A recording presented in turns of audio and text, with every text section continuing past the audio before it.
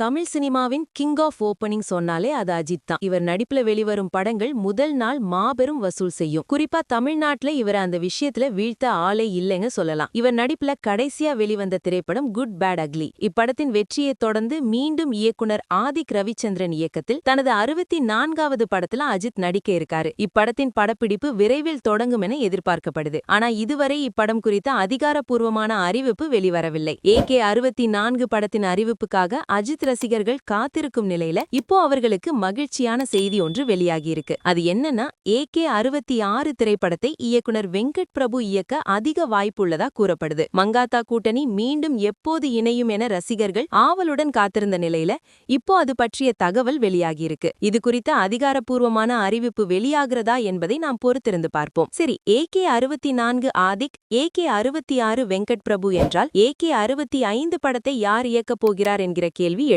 இப்படத்தை சிறுத்தை சிவா இயக்க அதிக வாய்ப்புள்ளது என்கின்றனர். ஆனா இது உறுதியான தகவல் இல்லை என்பது குறிப்பிடத்தக்கது.